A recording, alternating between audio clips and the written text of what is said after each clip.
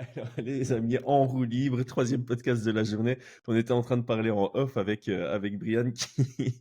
Ouais, tu sais quoi, je vais te donner la parole parce qu'il faut qu'on commence par parler de Soriano. Donc, tu avais dit, il nous a fait perdre 7 unités sur nos paris. On est tous confiants en sa performance. Mais alors, le plus drôle, c'est que tu pensais que c'était quelqu'un d'autre, c'est ça? C'est pas que je pensais que c'était quelqu'un d'autre, je pensais qu'il était plus grand, plus balèze que ça, quoi. Il est arrivé dans la cage, moi je pensais avoir tu vois, un The Rock, tu vois, un peu là, tu vois. Et, et, Ah, et- Attends, attendez, je suis avant qu'on peut-être commence confondu avec lui. l'enregistrement du podcast, tu m'as dit, je crois que j'ai confondu avec un acteur américain. C'est The Et puis, Rock. là, et puis il faisait 15 centimètres de moins que l'américain allemand. Je fais, c'est quoi ce bazar? Et là, je dis, non, c'est l'angle. Ça va, c'est l'angle de vue qui est pas bonne, tu vois. Et ça tourne, et non, c'est la même chose. Je dis, mince, il y a un problème. Il y a un problème. Et c'est pas allé dans le bon sens, tu vois, c'est pas allé dans le bon sens, ça va pas du tout, ça. Et donc voilà, et donc je disais que ben, ça m'agace parce que tu vois, j'aime bien quand le gars qui est sous-coté gagne. Et ben là, j'ai pas pu aimer, tu vois, parce que j'ai perdu deux unités, quoi, tu vois. Surtout qu'il a fait le taf, tu vois, il l'a étranglé, crac. C'était propre, mais c'était deux unités en moins, et c'était moins propre. Bon, Dustin Stolfus, tu auras besoin d'une autre victoire pour plaire à Brian à l'UFC. Je vais regarder ses tutos parce que j'ai vu qu'il faisait des tutos de grappling qui ont l'air pas mal en même temps. S'il peut, ouais, prochain combat et en même temps s'il peut changer de nom pour que ce soit un peu plus facile à. Ça, c'est pour moi. Ça, c'est pour moi, parce qu'effectivement, c'est pas je, facile. Stolfus. je crois que t'es pas le seul. Non, non, pas du tout. Parce qu'il y en a qui se moquent de moi, mais ils me l'écrivent. Alors, ouais, écrire, c'est facile, tu fais un copier-coller, mais vas-y, dis-le oralement dans un podcast. Bonjour à tous et j'espère que vous allez bien. Bon, vous aurez compris, Brian et moi, on va très bien, on est de bonne humeur. On voulait faire une petite vidéo sur le reste de la carte de l'UFC Austin parce que du début à la fin, ça a été incroyable. J'ai parlé sur Twitter de ce. Après, tout le monde nous suit pas sur Twitter. Donc, il y a un système de dualité en MMA où, tu sais, le Bulldog Choke, il est très rare. Et puis, il va arriver deux fois le même soir. C'était à l'UFC 168 où Uriah Faber et Raquel Pennington ont tous les deux gagné par Bulldog. Euh, Robertson avait placé le tout premier Suliev stretch à l'UFC. 2 ans plus tard, à l'UFC 228, Aljamain Sterling et Zabit Magomed-Sharipov qui placent le Suliev stretch. Et ben hier soir, on a eu des KO par slam. C'est très rare. Le dernier qui est arrivé, si je dis pas de bêtises, c'était Jordan Leavitt contre Matt Wiman. Et ben là, on en a eu deux le même soir. C'est quelque chose de particulier. On a eu beaucoup de finish, évidemment, ça plaît aux fans américains. On va pas se mentir, hein, on aime beaucoup la stratégie, mais quand on a des soirées très violentes comme celle-ci, on apprécie beaucoup. Et donc ici, je ne sais pas s'il y a des performances sur lesquelles tu voulais revenir. Moi, j'ai beaucoup aimé DeVayson Figueiredo et j'ai beaucoup aimé Sean Brady. Je ne sais pas si tu te positionnes avec moi sur ces deux performances-là. Moi, j'étais surtout Sean Brady, j'étais vraiment content. Davison Figueiredo, beaucoup moins. Mhm. Peut-être que je vais me faire allumer dans les commentaires, mais j'étais un peu déçu. Un petit peu déçu de la perf. Par contre, Sean Brady, j'ai surkiffé. Alors commençons par là où on est aligné, Sean Brady. Euh, il y a tout. Est-ce que c'est un podcast qu'on a fait à trois avec Aldric et toi, où tu vois, on parlait justement qu'en boxe anglaise, de temps en temps, les mecs ils cherchaient pas spécialement le KO pour prendre de l'expérience, pour être capable de gagner à la décision. Et on disait qu'en MMA, c'était aussi quelque chose qu'il fallait valoriser, c'était cette capacité à gagner à la décision. Et je crois que j'avais dit que pour moi, la plus belle victoire possible et imaginable, c'est une victoire où tu domines les premiers rounds et où tu vas réussir à avoir une finalisation sur la fin du combat. Et donc là, typiquement, Sean Brady, ben, il montre qu'il est en contrôle de ce combat, qu'il est largement au-dessus de quelqu'un comme Gastelum, qu'il est venu bien préparé, je trouve, avec une très bonne stratégie et qu'il a été capable de le finaliser et quel finish. Hein. La transition du arm triangle vers la Kimura, elle est incroyable. L'angle avec laquelle il termine la Kimura, c'est du très haut niveau. Écoute, ouais, hein, je pense que la dernière Kimura aussi belle que ça, c'était Islam Makhachev, donc on va pas présenter les qualités qu'il a en grappling, hein. Mais non, non, je pense que sa défaite contre Belal, elle lui a rappelé que ben, c'est un grappleur, quoi. Et que Mhm. debout, c'est peut-être pas la meilleure idée d'y rester.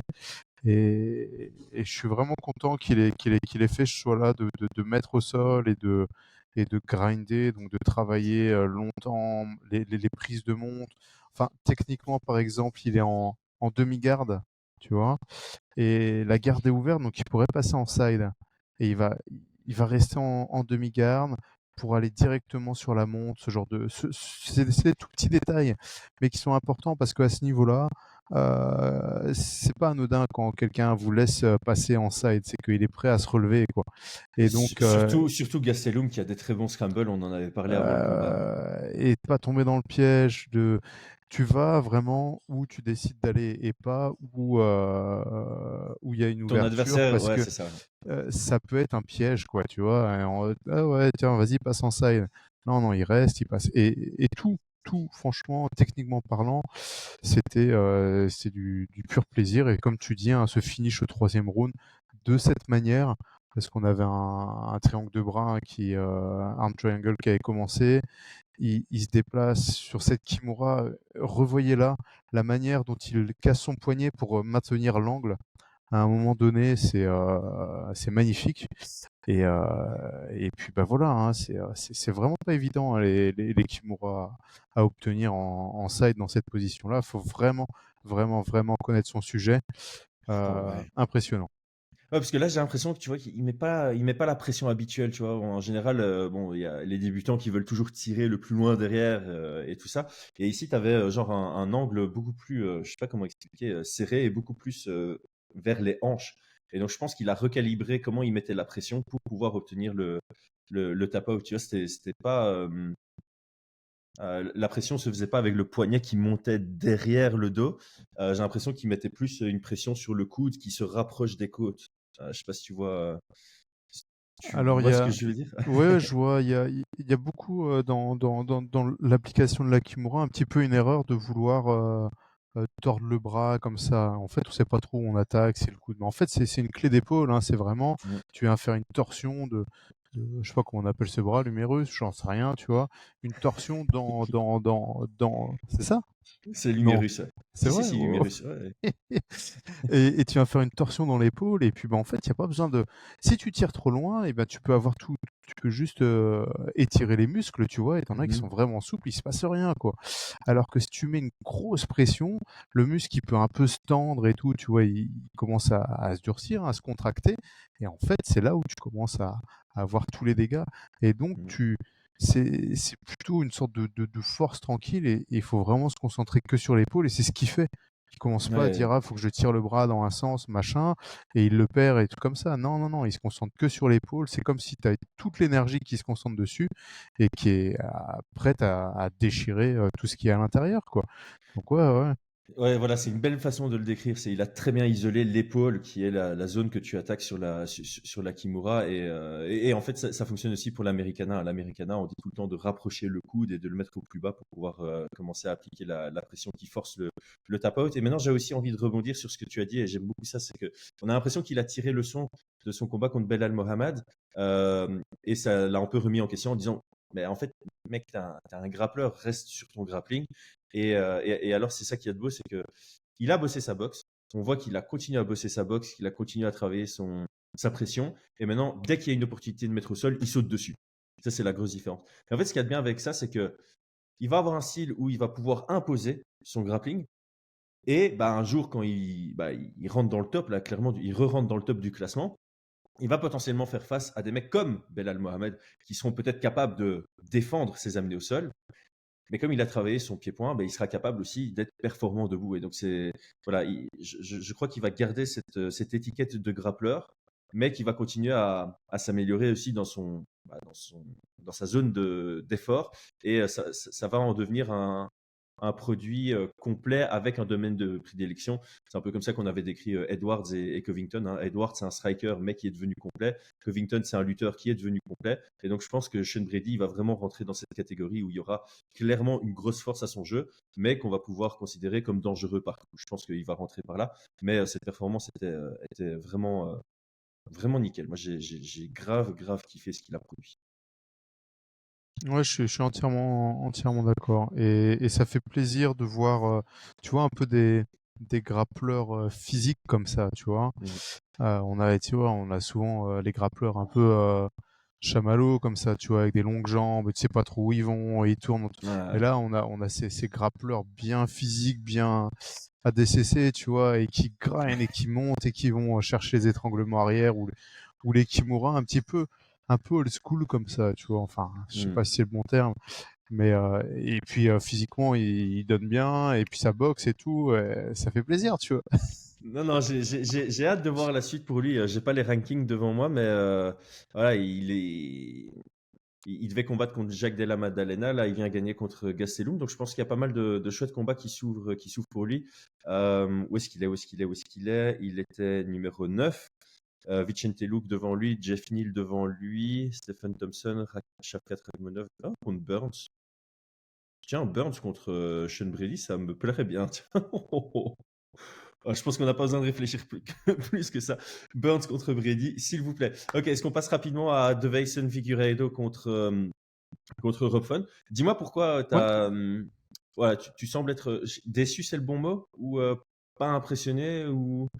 Et c'est de quel côté? C'est Figueiredo qui t'a déçu? C'est plutôt Rob Font qui a pas eu une incroyable performance? Tu trouves qu'il n'a pas assez bien testé Deveison et du coup on peut pas se positionner sur la valeur de Deveison dans sa nouvelle division?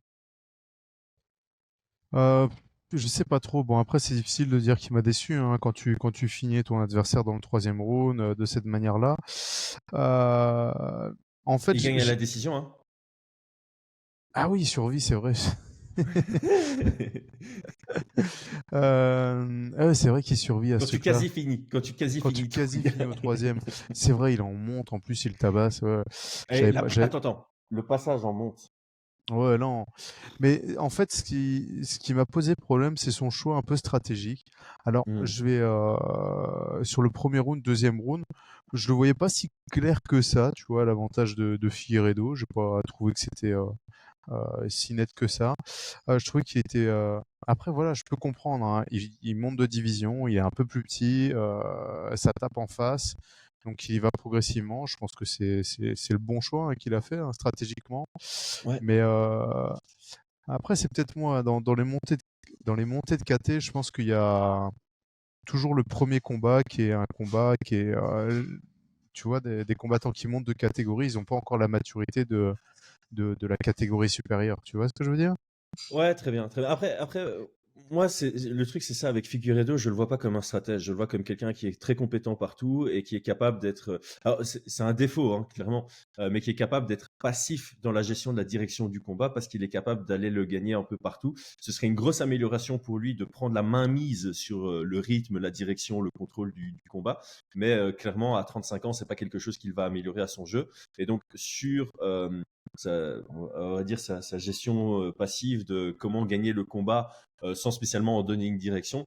À ce niveau-là, j'ai bien apprécié. Et je pense que voilà, c'est pas le futur champion de la division, clairement, mais il peut nous offrir pas mal de beaux combats parce que là, je regardais le classement et il y a pas mal de noms qui m'intriguent pour figurer deux. Ouais, non, clairement, clairement. Je pense qu'on peut avoir des beaux combats, mais j'avais l'impression qu'il était fatigué dès le deuxième round, tu vois. J'ai eu Ouais. l'impression que les jambes commençaient à être très fatiguées, donc je trouvais ça assez étonnant. Donc ça m'a un petit peu déçu. Par contre, clairement, techniquement, c'est single leg, impressionnant. Hein. Les mises au sol comme ça, là, il saisit la jambe, il tourne, ça met au sol, c'est magnifique. J'aurais voulu le voir mettre beaucoup plus la pression. Alors peut-être que c'est parce qu'il est dans une nouvelle catégorie qu'il était un peu plus sur le reculoir, mais quand il mettait la pression, c'était la panique chez Rob Font, tu vois. Et je pense Hmm. il aurait clairement pu le cogner un petit peu plus, tu vois. Ouais. Et après voilà, après je vais quand même mettre un petit peu des pincettes en me disant que ouais, nouvelle KT, il faut se tester, il faut voir un petit peu la puissance de frappe adverse. Mais je pense que ces prochains combats m'intéresseront. Je serai moins déçu sur les prochains combats quand il aura pris de la maturité physique, tu vois. Ouais, après, voilà, moi, comme je dis, c'est pas quelqu'un que je vois enchaîner 4 victoires dans la division. Je le vois nous offrir des beaux combats, c'est surtout ça. Et là, je pense notamment à Peter Yan, ce serait un chouette combat pour les deux, je trouve, sur papier. On pourrait penser à Song Yadong en cas de victoire contre Chris Gutiérrez le week-end prochain.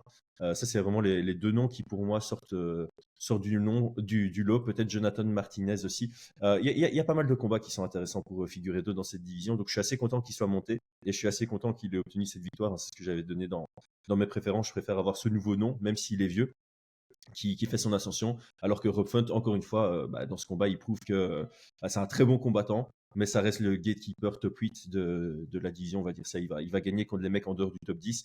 Il va à chaque fois perdre contre ceux qui sont top 5. Et puis, il va avoir des combats équilibrés entre 5 et 8. C'est vraiment sa définition. Alors, avant de clôturer, est-ce qu'il y a des performances que tu veux souligner de cette très belle carte? Moi, j'ai envie de souligner, puisque je trouve ça beau, Véronica Hardy, hein, avec ces 2 dernières performances. On sent vraiment le mariage de la famille avec Dan Hardy dans sa progression. Je trouve ça très chouette à voir qu'on a ce côté euh, progression intellectuelle et qui se traduit dans les compétences dans la cage. On a parlé des slams, on a parlé de notre déception Stolfus Soriano. Est-ce qu'il y a quelque chose d'autre que tu veux souligner ou on clôture ici? Non, moi je suis bien content de ce genre d'événement, tu vois, et c'était vraiment un Ouais, très très chouette événement à regarder. Très chouette combat. On savait hein, que ça allait être bien, mais on avait peur un petit peu de la déception, tu vois, de la blessure à la noix ou des trucs comme ça. Et quand bien même sur des combats qu'on pensait être pliés d'office, là, eh bien, c'était la surprise. ouais, mais on Donc l'avait dit non, hein, que c'était les underdogs avaient leur chance dans ces combats et on ouais en a eu que les quelques-uns. Hein. On en a eu quelques-uns. donc Bah, Figueiredo comme et Stolfus en fait. Hein. ouais et bah, Figueiredo, on savait que ça allait être serré, que ça pouvait passer d'un côté ou de l'autre. Ça restait un Je suis quand même, underdog sur papier, ouais. ça restait un underdog sur papier, mais non, c'était un très très bon événement et encore une fois, c'est ça qui est passionnant avec le MMA, c'est qu'on on, on, on, on, on- on prédit, on donne un petit peu nos avis, mais c'est impossible de prédire ce qui va se passer. C'est pour ça qu'on regarde, hein. Sinon, moi, je Ah, t'avoue que je regarderai les résultats en disant bah ouais, ça. Non.